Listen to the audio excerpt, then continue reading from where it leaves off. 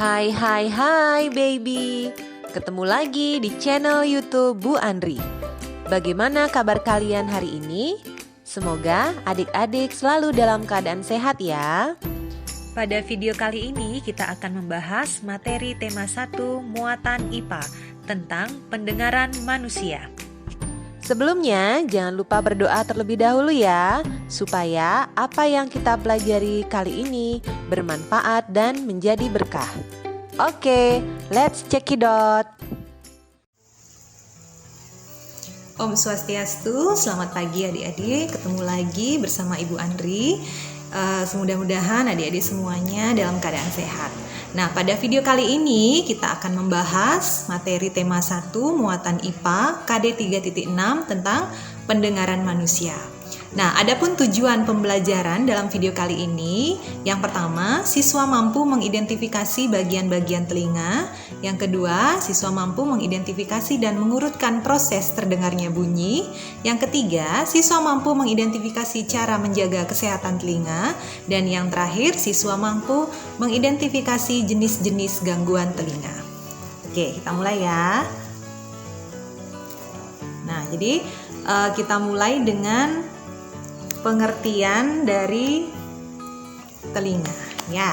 Nah, telinga adalah organ tubuh manusia yang berfungsi sebagai indera pendengaran dan organ yang menjaga keseimbangan tubuh.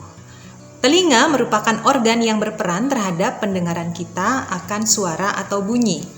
Hal ini dapat terjadi karena telinga memiliki reseptor khusus yang berfungsi untuk mengenali getaran suara.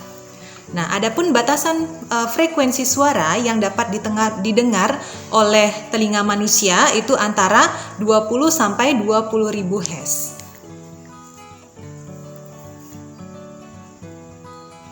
Oke, selanjutnya bagian-bagian telinga.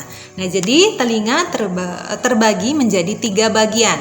Yang pertama adalah telinga bagian luar, kemudian telinga bagian tengah, dan telinga dalam. Jadi adik-adik bisa perhatikan gambar di bagian kanan, pojok kanan. Nah, untuk telinga luar itu bagiannya ada daun telinga dan lubang telinga. Kemudian telinga tengah terdiri dari selaput gendang dan 3 tulang pendengaran. Dan telinga bagian dalam itu terdiri dari rumah siput atau koklea, tingkap jorong, tingkap bundar, dan 3 saluran setengah lingkaran. Oke, untuk lebih jelasnya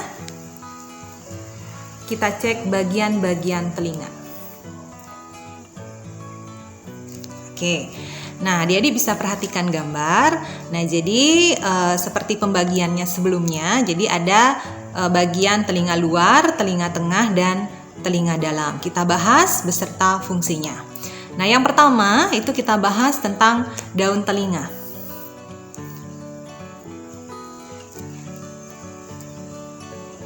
Oke, jadi daun telinga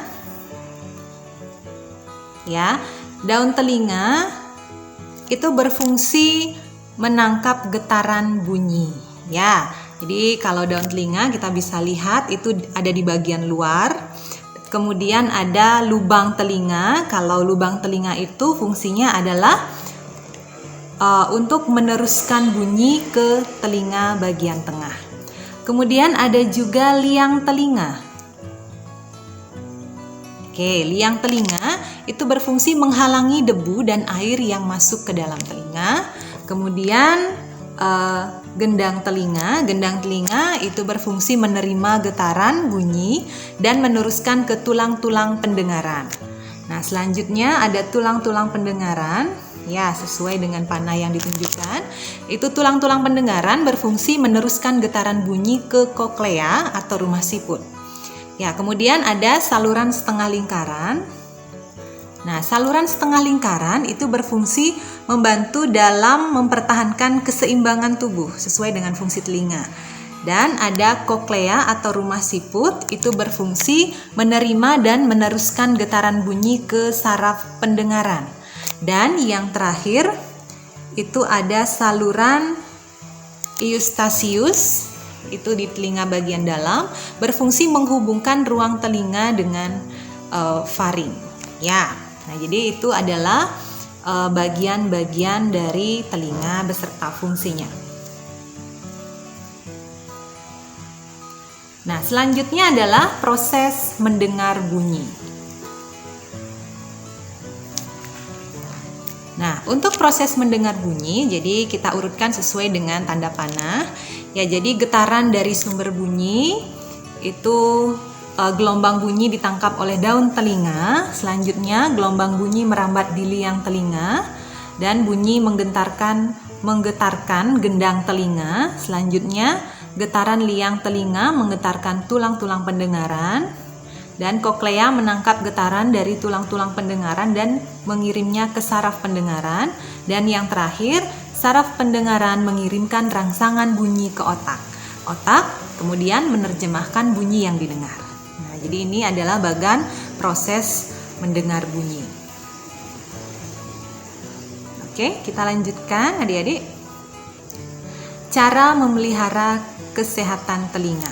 Nah, jadi telinga itu perlu dirawat kebersihannya agar tetap sehat. Nah, adapun cara merawat telinga, yang pertama, bersihkan telinga bagian luar secara teratur menggunakan kapas yang bersih.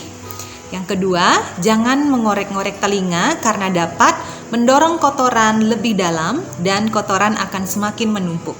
Kotoran yang menumpuk dapat mengganggu pendengaran, mengakibatkan robeknya selaput gendang telinga. Nah, jika kotoran telinga banyak, pergilah ke dokter THT atau dengan istilah lain telinga, hidung, dan tenggorokan. Jadi kotoran-kotorannya itu bisa dibersihkan dengan menggunakan bantuan alat.